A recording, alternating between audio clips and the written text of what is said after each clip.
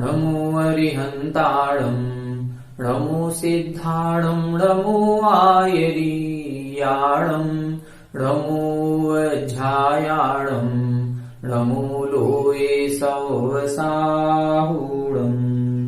यस्य स्वयं स्वभावाप्ति प्रभावे कृष्णकर्मणः तस्मै संज्ञानरूपाय नमोस्तु परमात्मने। 1008 श्री मूलनायक आदिनाथ भगवान की जय। द्वासांग जिनवाणी माता की जय।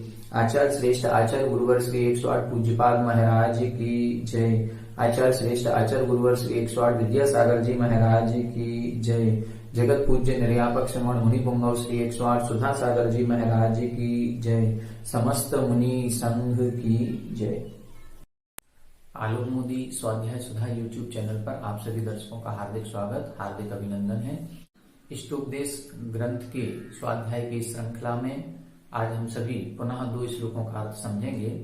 पिछली कक्षा में हम लोग समझ रहे थे आत्मा का ध्यान कैसे करना चाहिए, आत्मा का ध्यान करने का फल क्या होता है।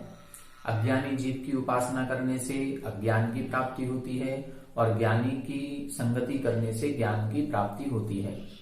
यह वचन सुप्रसिद्ध है, जिसके पास जो होता है वो वही देता है।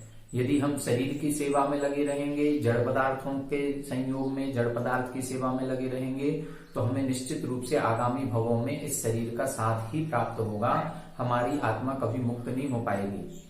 और यदि हम ज्ञानी पदार्थ जो चेतन आत्मा है, उस चेतन आत्मा की संगति करेंगे, उसका ध्यान करेंगे, उसका चिंतन करेंगे, तो हम विषय भोगों से छूट करके हमारी आत्मा एक दिन सिद्ध पद को प्राप्त हो जाएगी।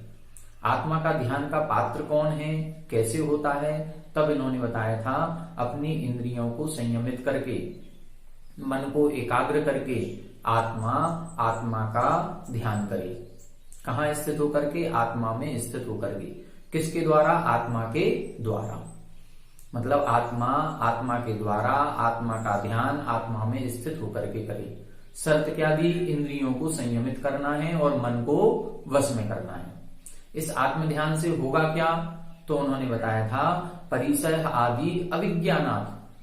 इस आत्म ध्यान करते समय अध्यात्म योगेन, आत्मा का ध्यान करते समय यदि परिसर और उपसर्ग आदि का हमें ज्ञान ही नहीं हो रहा है, हमें अनुभव में ही नहीं आ रहा है कि हमारे ऊपर कोई उपसर्ग हो रहा है, हमारे ऊपर कोई परिसर आदि हम सहन कर रहे हैं, हम कहाँ बैठे हैं, कहाँ हमारे शरीर में कोई कष्ट पहुंच रहा है, जब शरीर के कष्ट का कोई भी अनुभव नहीं होता है, तब जाकर के आश्रव को रोकने वाली अर्थात संवर पूर्वक निर्जरा होने लगती है। शीघ्र आंसू जाए थे, आंसू का मतलब बताया था शीघ्र होने लगती है। असंख्यात गुण श्रेणी निर्जरा उनके होने लगती है।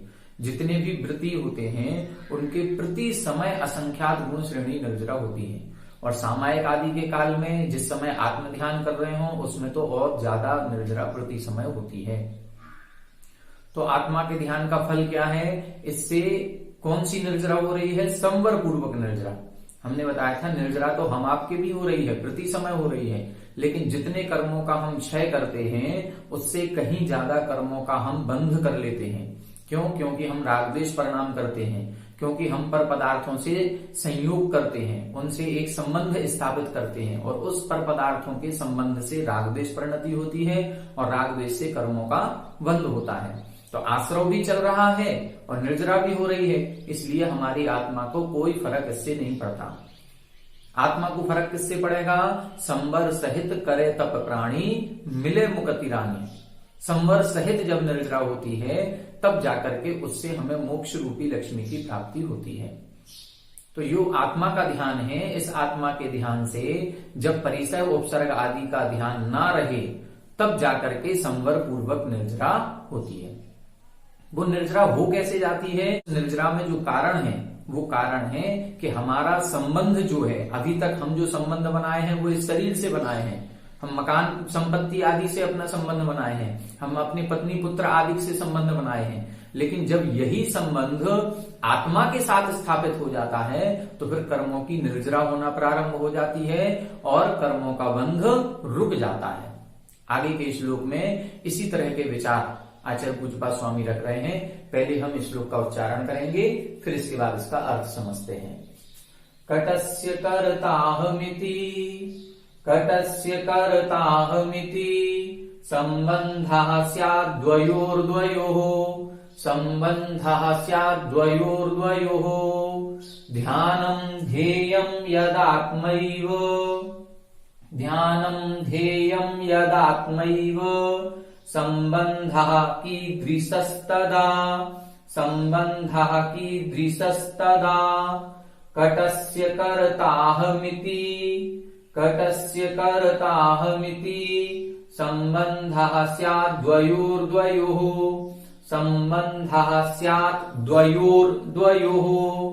ध्यानं ध्येयं यदात्मैव, ध्यानं ध्येयं यदात्मैव सम्बन्धः कीदृशस्तदा, सम्बन्धः कीदृशस्तदा। एक बार आप लोग पढ़ें। कटस्य कर्ताहमिति सम्बन्धः स्याद्द्वयोर्द्वयोः, ध्यानं ध्येयं यदात्मैव सम्बन्धः कीदृशस्तदा। यहां बता रहे हैं, देखें ध्यान से। कटस्य कर्ता अहम इति। कटस्य, कट बोलते हैं चटाई को, जो चटाई आदि हम बिछा करके जिस पर बैठते हैं उसको हम कट बोलते हैं संस्कृत में, चटाई। तो इस चटाई का कर्ता यानी बनाने वाला मैं हूं, अहम, अहम यानी मैं हूं।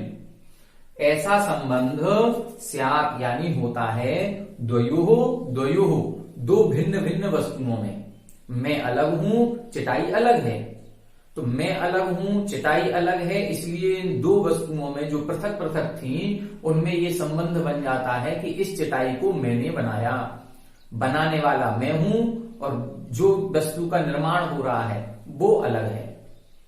तो कटस्य कर्ता अहम इति, इस चटाई का कर्ता मैं हूं, ऐसा संबंध दो भिन्न भिन्न पदार्थों में पाया जाएगा। जैसे यह मकान मैंने बनाया, ये घर मैंने बनाया, ये खाना मैंने बनाया, ये कपड़े मैंने बनाए, ये जितने भी पर पदार्थ हैं उन पदार्थों से एक संबंध स्थापित होता है। कब संबंध स्थापित होता है? जब दो भिन्न भिन्न पदार्थ होंगे तो संबंध बन जाएगा। लेकिन ध्यानम ध्येयम यदा आत्मा एव, यहां क्या लिखा है? यदा, फिर आत्मा, फिर एव। यदा यानी जब, आत्मा एव आत्मा ही, ध्यानम आत्मा ही ध्यान है, आत्मा ही ध्येय है और आत्मा ही ध्याता है। जब आत्मा का ही ध्यान करना है, आत्मा ही ध्यान करने वाली है और जो क्रिया हो रही है ध्यान की वो भी आत्मा कर रही है। तो संबंधः कीदृशः तदा, तदा यानी उस स्थिति में संबंधः कीदृशः, कौन सा संबंध होगा? अर्थात कोई भी संबंध नहीं होगा। संबंध भिन्न भिन्न वस्तुओं में होता है और जब एक रूपता आ जाती है तब संबंध नहीं होता, कोई भी प्रकार का संबंध स्थापित नहीं होता। और जब संबंध कोई नहीं होगा तब हम कर्म बंधों से छूट जाते हैं और कर्मों की निर्जरा प्रारंभ हो जाती है। कर्मों का बंध भी नहीं होता, संवर पूर्वक निर्जरा वहां होने लगती है। कहां होने लगती है? जहां किसी भी प्रकार का संबंध स्थापित नहीं होता।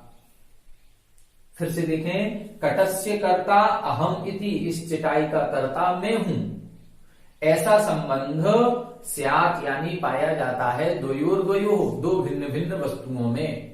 दो भिन्न भिन्न वस्तुएं होती हैं उसमें ये संबंध पाया जाता है। लेकिन जब ध्यानम ध्येयम यदा आत्मा एव, लेकिन जब आत्मा ही ध्यान है, आत्मा ही ध्याता है, तब क्या होगा? संबंधः कीदृशः, तब उस स्थिति में संबंध कोई भी नहीं होता। पंडित दौलतराम जी ने छेठाला जी में जब शुद्धोपयोग स्वरूपाचरण चारित्र का वर्णन किया तो उन्होंने स्पष्ट यही लिखा, जहां ज्ञान ज्ञाता ज्ञेय को न विकल्प वच भेद न जहां, जहां पर ज्ञान ज्ञाता और ज्ञेय में कोई वचन भेद नहीं रह जाता। ज्ञाता भी, ज्ञान भी और ज्ञेय भी तीनों एक ही पदार्थ हैं। जानने वाला कौन है? जिसको हम ज्ञाता कहते हैं वो है आत्मा। ज्ञेय जिसको जाना जाता है उसको ज्ञेय पदार्थ कहते हैं, वो कौन है? वो भी आत्मा है। आत्मा आत्मा को जान रही है किसके द्वारा जान रही है? ज्ञान के द्वारा जान रही है। तो ज्ञान स्वरूपी कौन होता है? आत्मा होती है। तो आत्मा को आत्मा के द्वारा जान रही है। कहाँ स्थित होकर के जान रही है? आत्मा में स्थित होकर के जान रही है। अब जब सब जगह आत्मा ही आत्मा है, वहां पर संबंध किसी भी प्रकार का नहीं होगा। निज माही निज के हेतु निज कर आपको आप ही गहे। जहां गुण गुणी ज्ञाता, गुण गुणी में भी कोई अंतर नहीं रह जाता। जहां एक लिखा उन्होंने, चिद भाव कर्म चिदेश करता चेतना क्रिया तहां। चिद भाव कर्म चिदेश करता चेतना क्रिया तहां। तीनों जगह चिद भाव है, तीनों जगह चैतन्य है, तीनों जगह ज्ञान दर्शन स्वरूपी आत्मा है।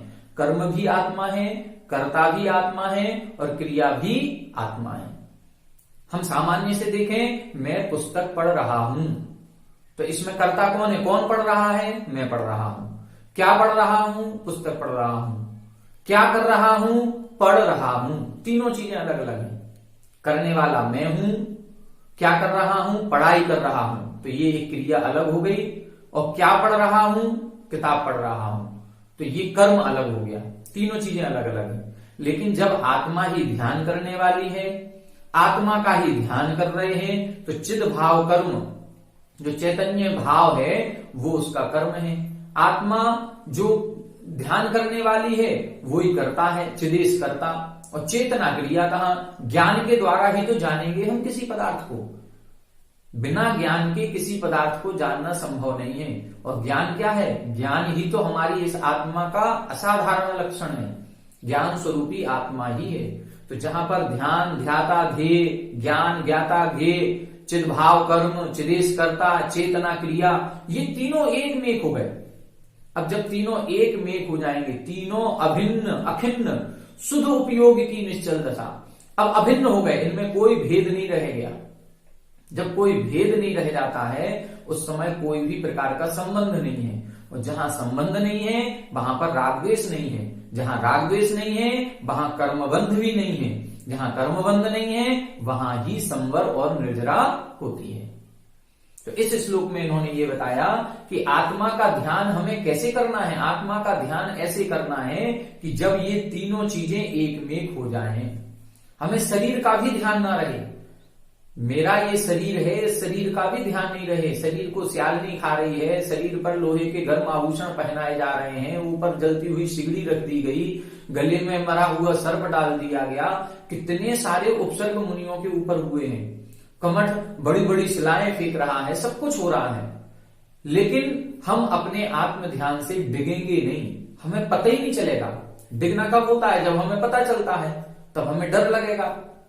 जब हमारा शरीर के प्रति राग होगा, तो हमें शरीर के कष्ट का अनुभव होगा। लेकिन जब शरीर से ही राग खत्म हो गया, जब आत्मा आत्मा का ध्यान कर रही है, शरीर में कुछ है ही नहीं, शरीर से संबंध ही नहीं है, तब किसी भी प्रकार का अनुभव नहीं होता है। और जब उपसर्ग परिसहों का अनुभव नहीं होता है, तो फिर संवर पूर्वक निर्जरा शीघ्र ही होने लगती है। तो जो पिछला श्लोक हमने देखा था, परिसाहाद्य विज्ञानादाश्रवस्य निरोधिनी जायते ध्यात्म योगेन कर्मणा मासु निर्जरा, उसी के साथ में इस श्लोक का भी अर्थ लगाना है। वो जो परिस्थिति बताई है कि संवर पूर्वक निर्जरा शीघ्र होने लगती है, वो कैसे होने लगती है, वो ये इस श्लोक ही उसका पुष्टिकरण करता है कि जब तक ध्यान और ध्याता और ध्येय इन तीनों में एकता नहीं आएगी, तब तक हमारी संवर पूर्वक निर्जरा नहीं होगी। इसी को शुद्धोपयोग कहा जाता है, इसी को निर्विकल्प समाधि कहा जाता है, इसी को अभेद रत्नत्रय कहा जाता है, इसी को वीतराग चारित्र कहा जाता है। और यही परिणति शुक्ल ध्यान में होती है। ठीक है, तो आज ये इस श्लोक में हमने क्या समझा? कटस्य कर्ता अहम इति। जहां पर ये विचार आएगा कि इस चिटाई का बनाने वाला मैं हूं, तो चिटाई अलग है, मैं अलग हूं। जहां पर ये कर्ता और कर्म का संबंध भिन्न भिन्न पदार्थों में होगा, वहां संबंध होगा, और संबंध होगा तो फिर कर्मों का बंध होगा। संबंध तीन प्रकार का होता है। एक होता है तादात्म्य संबंध, एक होता है संश्लेष संबंध, और एक होता है संयोग संबंध। तादात्म्य का मतलब उसी रूप हो जाना। जैसे हमारी आत्मा का ज्ञान दर्शन, हम ज्ञान दर्शन को आत्मा से अलग नहीं कर सकते।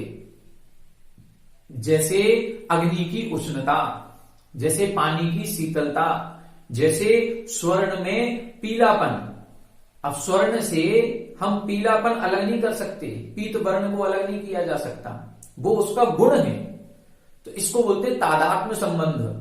गुण गुणी का जो संबंध होता है वो तादात्म्य संबंध होता है। एक होता है संश्लेष संबंध। संश्लेष संबंध उसे कहते हैं जो अनादिकाल से चिपका हुआ है, मिला हुआ है, एक में एक हो रहा है, फिर भी जिसको अलग किया जा सके। जैसे हम दूध में पानी मिला देते हैं, अब दूध में पानी मिलाने के बाद अब दूध और पानी एक में एक हो गया, ये संश्लेष संबंध है। दूध पानी एक में हो जाने के बाद इसको अलग किया जा सकता है क्या? हाँ, किया जा सकता है। उसको अग्नि पर गर्म करेंगे, पानी पानी भाप बनकर के उड़ जाएगा, दूध दूध रह जाएगा। इसी तरह से हमारी आत्मा और कर्मों का जो संबंध है ये संश्लेष संबंध कहलाता है। आत्मा और शरीर का जो संबंध है ये संश्लेष संबंध है। जब तक संसार में रहेंगे इस शरीर से, इन कर्मों से हमारा संबंध बना हुआ है, आत्मा का संबंध कभी नहीं छूटा।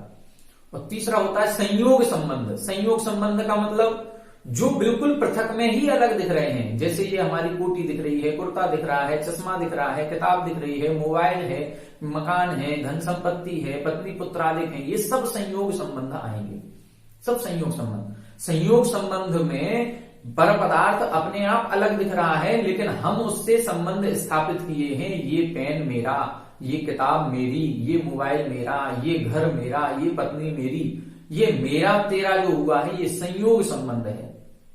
शरीर से संबंध, शरीर से संबंध भी मेरा, ये मेरा शरीर, ये संश्लेष संबंध है, ये छूटेगा नहीं ऐसे।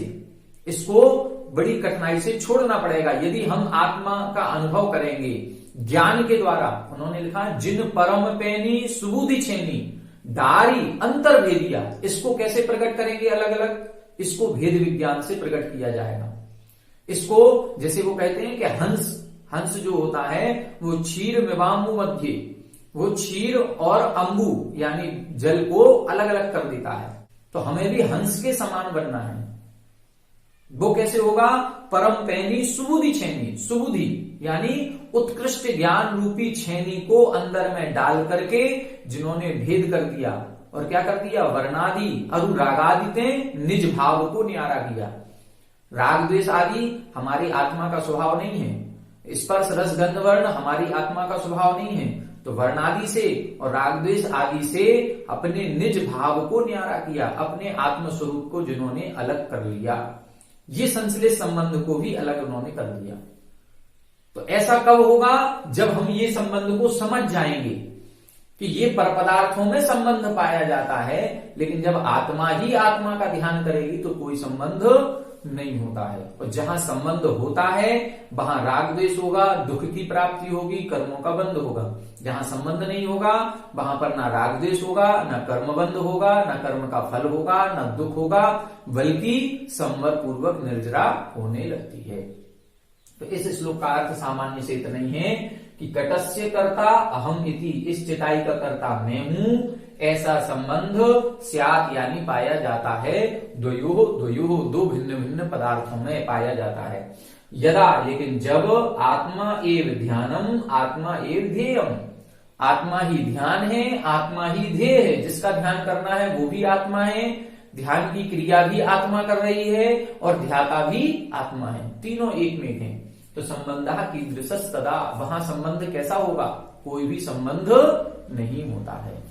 अब आगे के श्लोक में यही बता रहे हैं कि ये आत्मा जो है ये कर्म बंध से कैसे बंधती है और कैसे छूटती है, इसका मूल कारण क्या है, कैसे ये हमारी अमृतिक आत्मा अनादिकाल से कर्मों से बन गई और कैसे ये हमारी आत्मा कर्म बंध से छूटेगी। अब इसका बहुत ही महत्वपूर्ण श्लोक आगे कहने जा रहे हैं, देखते हैं अगला श्लोक। देखें अब अपन अगला श्लोक देखते हैं। इस श्लोक में बता रहे हैं कि जीव कैसे कर्म बंध करता है और जीव कैसे कर्मों से छूट जाता है। देखें उच्चारण करें, बध्यते मुच्यते जीवः, बध्यते मुच्यते जीवः, सममो निर्ममः क्रमात्, सममो निर्ममः क्रमात्, तस्मात् सर्वप्रयत्नेन निर्ममत्वं विचिन्तयेत् वध्यते मुच्यते जीवः सममो निर्ममः क्रमात् तस्मात् सर्वप्रयत्नेन निर्ममत्वं विचिन्तयेत्। एक बार आप लोग पढ़ें। वध्यते मुच्यते जीवः सममो निर्ममः क्रमात् तस्मात् सर्वप्रयत्नेन निर्ममत्वं विचिन्तयेत्। अपने जैनागम का सबसे ज्यादा अत्यधिक महत्वपूर्ण श्लोक इसमें लिखा गया है। इसमें एक ही श्लोक में कर्म बंधन का और मुक्ति का दोनों मार्ग इन्होंने स्पष्ट कर दिए। कैसे यह जीव कर्म बंध से बंधता है और कैसे यह जीव कर्मों से छूट जाता है। बहुत ही सरल उपाय देखें। बध्यते मुच्यते जीवः यानी यह आत्मा बध्यते कर्मों से बंध को प्राप्त होती है और मुच्यते यानी छूट जाती है। आत्मा कर्मों से बंधती है और कर्मों से छूटती है। कैसे? क्रमात् यानी क्रमशः क्या? पहले लिखा सममो का मतलब है ममत्व सहित होने से, और निर्ममः यानी ममत्व रहित होने से। ममत्व किसे कहते हैं? यह मेरा है, यह तेरा है। ये जो मेरे तेरे का भाव होता है, राग द्वेष परिणाम होता है, मोह का परिणाम होता है, यही ममत्व कहलाता है। इसी को मूर्छा भाव कहते हैं। मूर्छा परिग्रह, मोह परिणाम। तो यही सममो ममत्व सहित जीव बंधन को प्राप्त होगा। निर्ममत्व ममत्व से रहित जीव मुच्यते यानी छूट जाता है। क्रमात् क्रमशः लगाना है। पहले लिखा बध्यते तो पहले लिखा सममो, तो सममो यानी ममत्व सहित होने से बंधता है। फिर लिखा मुच्यते, इधर लिखा निर्मम, छोड़ देने से, मोह रहित परिणामों से यह जीव मुच्यते कर्मों से छूट जाता है। एक लाइन में इन्होंने पूरी बात कह दी। कैसे?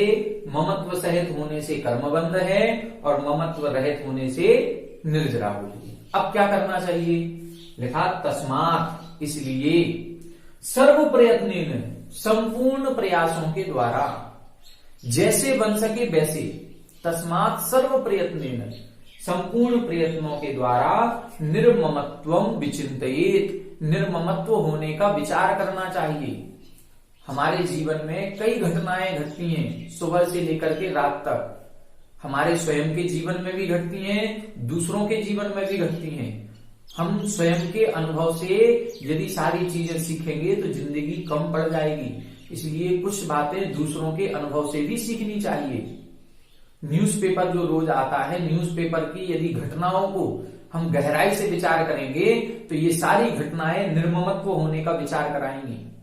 सारी घटनाओं में अनित्य भावना, असरण भावना, एकत्व भावना, अन्यत्व भावना, ये भावनाओं का पूरा जो मटेरियल है वो भरा पड़ा है न्यूज़पेपर में।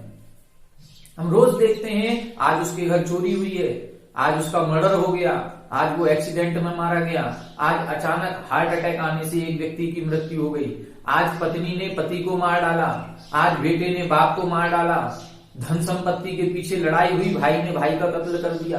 कितनी सारी घटनाएं हैं। इन घटनाओं से संसार का दर्शन होता है। इन घटनाओं से पूरा संसार का परिदृश्य हमें सारा पता चल जाता है न्यूज़पेपर मात्र पढ़ने से। तो हम यदि केवल न्यूज़पेपर की घटनाओं को, अपने मोहल्ले पड़ोस की घटनाओं को भी अपने चिंतन में लाएंगे तो हमारा चिंतन निश्चित रूप से निर्ममत्व पने को प्राप्त होगा। अपने आप इन सारे विषय भोग सांसारिक पदार्थों से आसक्ति कम होने लगेगी। अपने आप ऐसा लगेगा कि जब ये सब कुछ छोड़ के जाना ही है तो हम इससे इतना राग क्यों करें। फिर राग नहीं होगा, फिर ममत्व परिणाम नहीं होगा, फिर हमें अपने पत्नी पुत्रादिक से भी इतना ज्यादा वात्सल्य, स्नेह, प्रेम भाव नहीं होगा। क्यों नहीं होगा? क्योंकि हम सारी घटनाक्रम देख रहे हैं। इस शरीर से भी राग नहीं होगा, क्योंकि पता चल जाएगा कि ये शरीर छूटना ही छूटना है। ये शरीर तो अनेकानेक रोगों का घर है। सारी चीजें कहां से पता चलेंगी? निर्ममत्वम विचिंतयेत्। रोजाना सामायिक करते हैं तो सामायिक करने में केवल नमोकार मंत्र की माला फेरने से कुछ नहीं होगा। सामायिक को एक सहारा दिया गया कि जब हमारा मन ना लगे तो हम नमोकार मंत्र की माला फेर लें, लेकिन नमोकार मंत्र की माला फेरने को ही हमने उद्देश्य बना लिया और उसी को हम फेरते फेरते ये कह रहे हैं हमारा सामायिक हो गई, हमारी जाप हो गई। नहीं, सामायिक में हमें संसार का चिंतन करना है। आचार्य सुमंत्रभद्र स्वामी जी ने रत्नग्रंथ श्रावकाचार में लिखा, असरण मसुभ मनित्यम दुख मनात्मान मावसामी भवम मोक्षस्तत्व विपरीतात मेतु ध्यायन्तु सामयिके। सामायिक में क्या चिंतन करें? सामायिक में संसार और मोक्ष का चिंतन करें। सबसे ज्यादा संसार का चिंतन करना है। ये संसार कैसा है? अशरण है, इसमें कोई शरण नहीं है। अशुभम, अशुभ है, अनित्य है, दुखों से भरा हुआ है, ऐसे संसार में मैं रह रहा हूं। और मोक्ष तद विपरीत, मोक्ष इस संसार से बिल्कुल विपरीत है। मोक्ष ही शरणभूत है, उसमें अनंत सुख है, दुख का रंच मात्र भी दुख नहीं है, शुभ रूप है। ऐसे मोक्ष को मुझे प्राप्त करना है। तो संसार और मोक्ष दोनों का चिंतन करना है सामायिक के अंदर। तो सामायिक के अंदर 5 मिनट के लिए जब अकेले एकांत में बैठे तो इन्हीं घटनाओं के बारे में चिंतन करें कि जब सामने वाले किसी पड़ोसी को अटैक आ गया और वो अचानक से रात में सोया और सो करके सुबह उठा तो उठे ही नहीं, उसके मरण हो गया। अब रात भर में जितनी जिंदगी भर उसने जो जोड़ा था, कमाया था, सब कुछ अचानक से एक क्षण में छोड़ करके चला गया। तो क्या हमें पहले से आभास हो जाएगा कि हमारी मृत्यु कब आने वाली है? किसी को आभास नहीं होता। बहुत बिरले प्राणी होंगे जिनको थोड़ा बहुत आभास हो जाए। तो पहले से हम अपना कदम व्रतों की ओर बढ़ाएं, निर्ममत्व पने की ओर करें। जैसे ही हमारा निर्ममत्व पना बढ़ेगा, हम वैसे वैसे कर्मों के बंध से बचेंगे और कर्मों की निर्जरा भी होने लगेगी, छूटने लगेंगे। तो बध्यते मुच्यते जीवः, जीव क्रमशः ममत्व पने से बंधन को प्राप्त होता है और निर्ममत्व पने से मुच्यते यानी छूट जाता है। तस्मात् सर्व प्रयत्न, ठीक है, सर्व प्रयत्न मतलब संपूर्ण प्रयासों के द्वारा। इसी तरह से समंत्रभद्राचार्य ने भी लिखा, तस्मात् यावत विभवम समाधि मरणे प्रयतितव्यम। यावत विभवम, यावत विभवम का मतलब होता है जितनी शक्ति हो, हम संपूर्ण प्रयासों के द्वारा समाधि मरण करने का प्रयास करें। तपाह फलम सकल दर्शना स्तुवति। उन्होंने समाधि मरण को, सल्लेखना को तपाह फलम, पूरे जीवन भर के तप की साधना को सल्लेखना कहा। इसलिए सल्लेखना समाधि मरण के लिए पूरी शक्ति के साथ प्रयास करना चाहिए। इसी तरह से यहां पर भी कर्म बंधन से छूटना है तो हमें निर्ममत्व पने का विचार कैसे करना है? सर्व प्रयत्न में। हम कभी भी रात में सो रहे हो, जाग रहे हो, कोई भी काम कर रहे हो, हर कार्य को करते समय निर्ममत्व पने का विचार आना चाहिए। जब निर्ममत्व पने का विचार आएगा तो धीरे धीरे हम इन परिग्रह आदि से दूर होते जाएंगे और अपनी आत्मा की ओर निकट आते चले जाएंगे। तो निर्ममत्व पने का विचार करना चाहिए। आगे के 4-5 श्लोकों में अब आचार्य महाराज बताएंगे कि निर्ममत्व पने का विचार कैसे किया जाता है। तो आगे के 4-5 श्लोक इसी निर्ममत्व पने के विचार के हैं। कई लोग समझ नहीं पाते कि हम निर्ममत्व पने में क्या विचार करें। तो आचार्य पूज्यपाद स्वामी स्वयं बता रहे हैं अगले श्लोकों में। अगले श्लोक अपन अगली कक्षा में पढ़ेंगे। उसमें 2-3 श्लोकों में हम आपको बताएंगे कि निर्ममत्व पने में क्या विचार करना चाहिए, कैसा चिंतन करना चाहिए। हमें प्रतिदिन कम से कम 5 मिनट, 10 मिनट, 15 मिनट जितना समय है उतने समय पूजन पाठ के अलावा, सामायिक करने के अलावा एकांत में बैठ करके अपने इन निर्ममत्व पने का विचार करना चाहिए। अब आगे की कक्षा में आपसे फिर मुलाकात होगी। तब तक के लिए सभी को जय जय।